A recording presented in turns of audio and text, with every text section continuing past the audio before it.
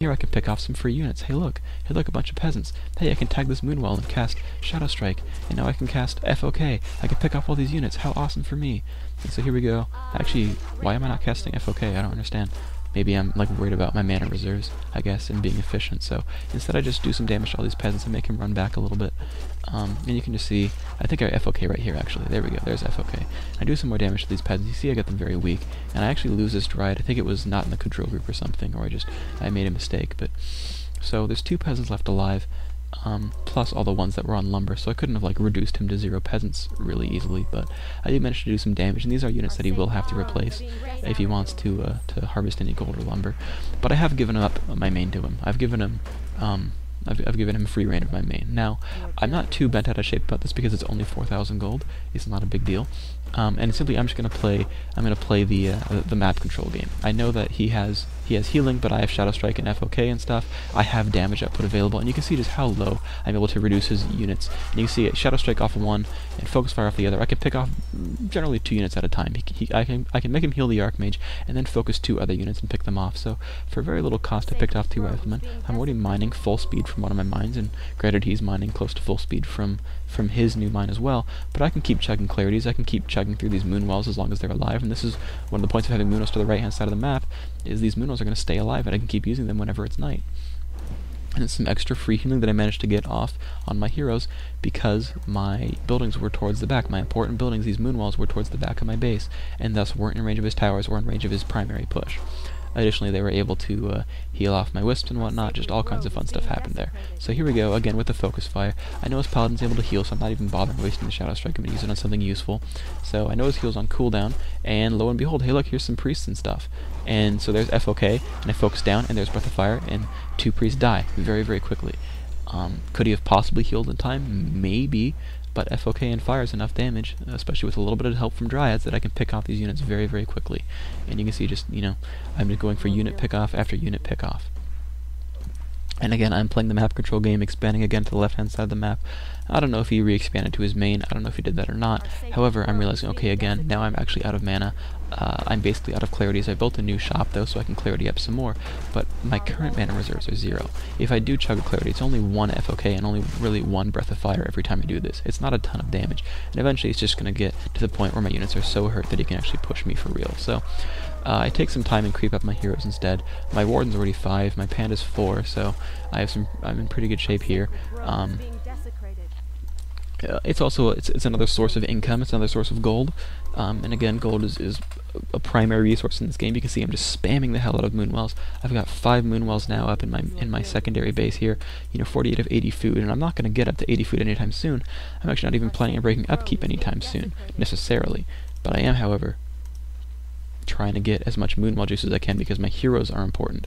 And until I hit tier 2, which I have not even started yet, I can't buy potions. I can't buy mana and health on demand. I can heal at fountains, I can heal at moonwells when they have mana, but I can't heal on demand, and that's important. That's extremely important. Elf does not have... moonwells obviously are one of the best on-demand healings in the game, but once you are out of moonwells, they have very, very poor healing. Until you have Rejuvenate, until you have a level 2 shop, or a tier 2 shop I should say, you don't have anything on demand, and that's an extremely important thing to worry about. You can't even heal really like human and orc can, where you just buy a salve or you buy a scroll of rejuvenation or whatever. It just doesn't exist. So you notice that this human army has been picked off to very, very small numbers. You see he's obviously on his way to tier 2. The keep is 2/3 done if you click on it.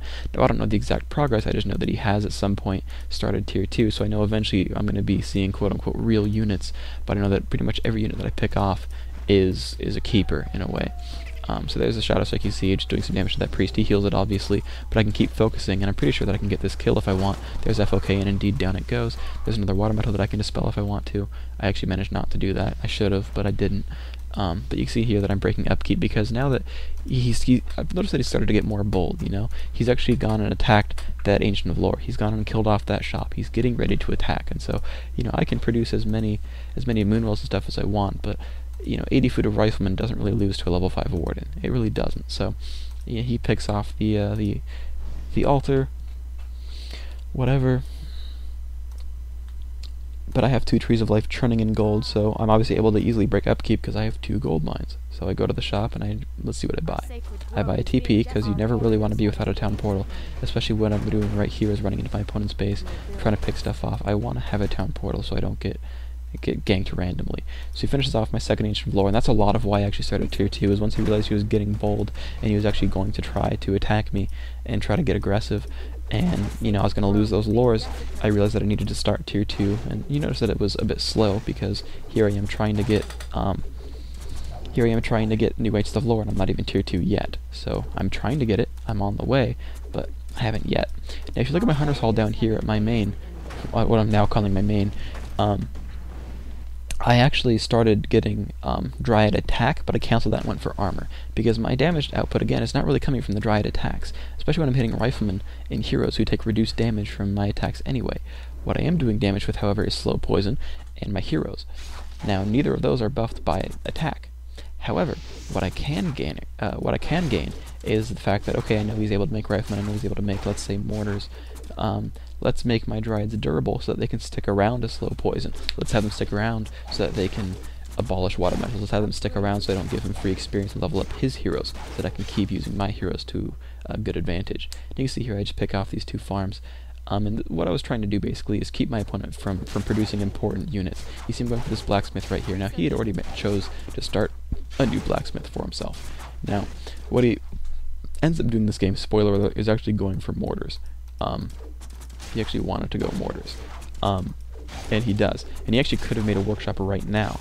However, for whatever reason, he didn't. And again, I'm just picking off this blacksmith so that it's one type of unit that he can't make. If he makes a barracks at his main, well, he can't produce from that. He can't produce riflemen from that barracks without making a new blacksmith. I've already kind of consigned to the point that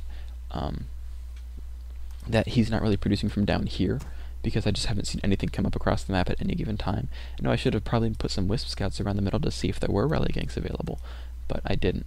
What I am doing, however, is again playing the map control game. Here I've got a Tree of Life up in here that I'm going to produce down at his main with 4,000 gold left. Now he knows that I've expanded to the right, but I had all sorts of injury. Oh my god, here's this expansion at my main. He might run across a map for it. Now his towers, you notice if you turn off Fog of War, he's got towers to the bottom left of his main, but right around his gold mine, not many towers. I mean, yeah, he can mana burn my heroes away a little bit, but there's not actually good defense around his gold mine, which means if he does go for a base trade, I can easily Breath of Fire and FOK and kill off all of his units very, very easily.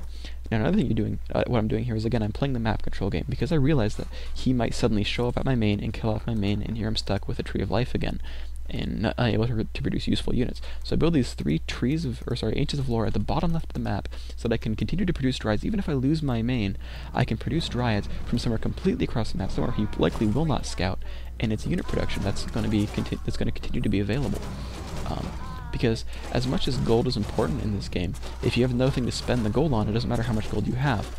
Really, the ultimate goal of gold is producing the correct units. It's saying, look, or purchasing the right items, or producing the right buildings. It doesn't matter if you have 1,000 gold more than your opponent. If you're making 8 footmen and he makes 2 griffins, congratulations, you spent more money than your opponent. Your opponent's units are better. And that's kind of an offshoot of what I'm saying here, is that I don't care how much gold you have, if you can't make anything, it doesn't matter. And so here you see I'm just producing a lot of Dryads because I have 2 full gold mines. They don't cost very much gold. Let's go for it. And actually I didn't even build lores at my main, primarily because I don't really have space for them, but it's just where I had convenient room for my wisps and whatnot. And I'm going to produce some moon walls over on the left hand side as well, I believe. Towards the left at my new expansion. There you go. There you see a moon wall going up right there. I also start tier 3 because I realized, hey, if this game